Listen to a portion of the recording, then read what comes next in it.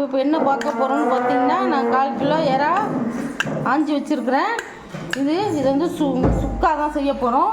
இதை மஞ்சத்தூள், கொஞ்சோண்டு உப்பு, ஒரு 1/4 டீஸ்பூன் சில்லி பவுடர் போட்டு கரட்டி வச்சுக்கலாம்.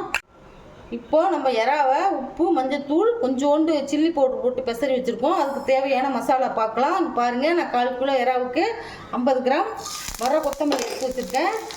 தேவையான அளவு காஞ்ச மிளகாய், பாருங்கள், ஒரு சின்ன பீஸ் பட்டை போட்டு வறுத்துக்கலாம். பட்டை வந்து சின்ன பீஸ் போட்டுக்குங்க. பட்டை வாசனை சில பேருக்கு பிடிக்காது. பிடிச்சதுன்னா கொஞ்சம் பெருசாக கூட போட்டுக்கலாம். நான் இந்த 1/4 கிலோவுக்கு கொஞ்சம் கம்மியாக தான் போட்டிருக்கேன். ஏன்னா பட்டை வாசனை பிடிக்காது. ஆனால் சில பேருக்கு பிடிக்கும்.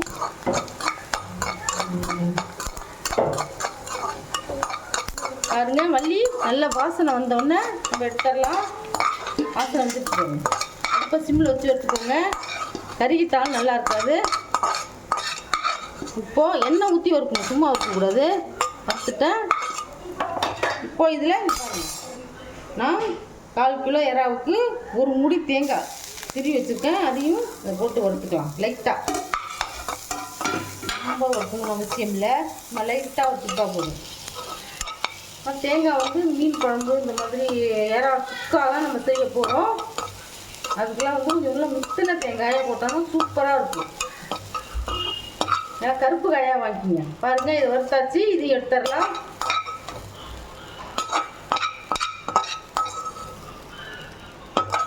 இதுக்கெல்லாம் இஞ்சி, பூண்டு இதெல்லாம் தேவையே, தக்காளி இதெல்லாம் தேவையில்லை. ரொம்ப சிம்பிளான ரெசிபி இது.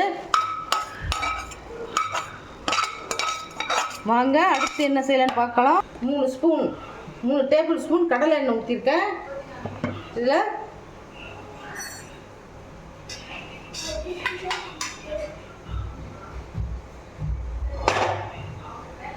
ஒரு கொத்து கருவேப்பிலை போட்டுக்கிறேன். நல்லா 2 கை வெங்காயம். சின்ன வெங்காயம் வேணாலும் போட்டுக்கலாம், பெரிய வெங்காயமும் போட்டுக்கலாம். நான் பெரிய வெங்காயம் தான் போட்டிருக்கேன். 2 பெரிய சைஸ் வெங்காயத்தை நல்லா பொன்னிறமாக இதில் வதக்கணும். ரொம்ப பொன்னிறமாக இல்லை, கொஞ்சம் லைட்டாக வதங்கிட்டு இருக்கும்.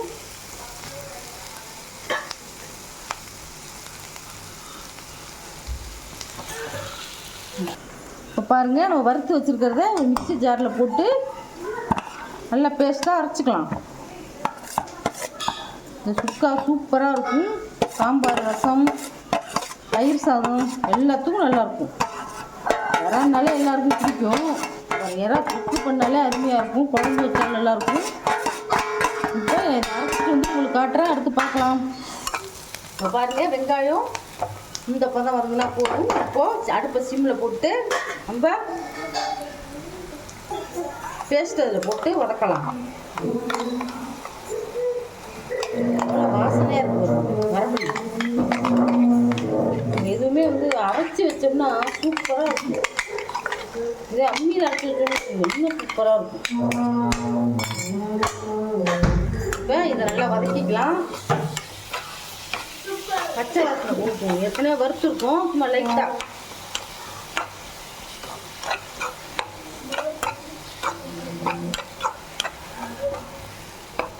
எண்ணெய் தேவைப்பட்டால் கொஞ்சம் இன்னும் கொஞ்சம் ஊற்றிக்கலாம்.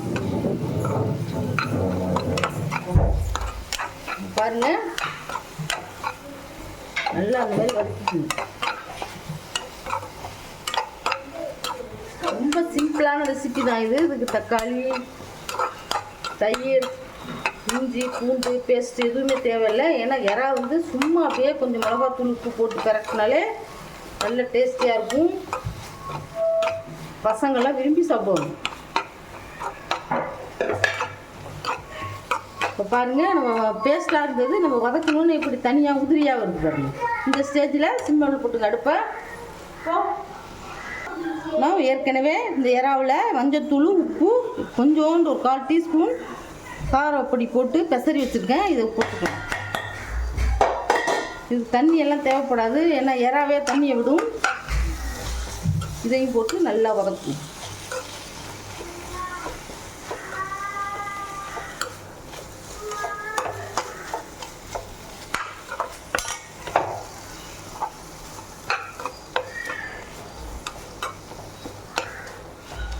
நல்லா வதங்கிடுச்சு.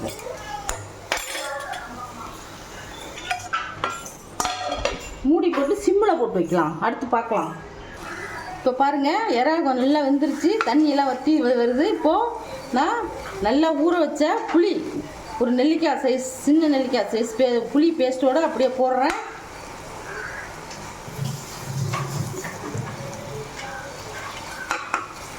அதையும் போட்டு கிளறி விட்டுடலாம். இதுக்கு வந்து புளி தான் டேஸ்ட்டு, நம்ம தக்காளி எல்லாம் போடலை. இப்போது இங்கே பாருங்கள், நான் மசாலா அரைச்ச மிக்சியில் தேங்காய் 4 பத்தை போட்டு குறன்னு அரைச்சிருக்கேன். தண்ணி ஊற்றாமல் அதையும் போடுறேன்.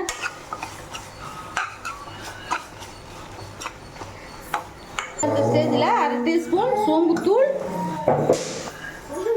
1/2 டீஸ்பூன் ஜீரகத்தூள் போட்டு இது பாருங்கள்,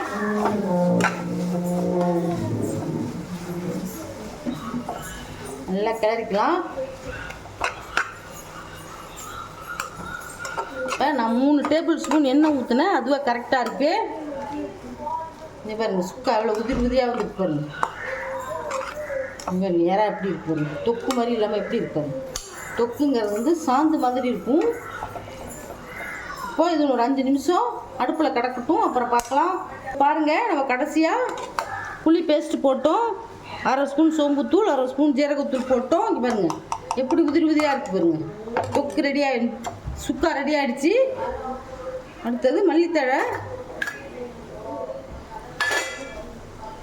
மல்லித்தழை போட்டு பெரட்டி இறக்க வேண்டியது தான். இவங்க எவ்வளோ சூப்பராக வந்துட்டு பாருங்கள் சுக்கா.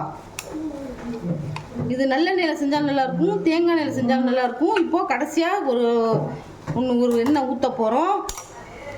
இப்போ பாருங்கள், சுக்கா ரெடி ஆகிடுச்சு. நம்ம கடலை எண்ணெயில் தான் ஊற்றி இதெல்லாம் செஞ்சுருக்கோம். கடைசியாக இறக்கும்போது ஒரு 2 டீஸ்பூன் தேங்காய் எண்ணெய் ஊற்றி நல்லா பெரட்டணும். இந்த தேங்காய் எண்ணெய் ஊற்றும் போது பார்த்தீங்கன்னா அவ்வளோ டேஸ்ட்டாக இருக்கும். நல்ல வாசனை எப்படி வருது பாருங்க, சூப்பராக இருக்கும். இதை வந்து வச்சு சாப்பிட்டோம்னா இன்னும் 2 பிடி சாதம் அதிகமாக சாப்பிடுவாங்க.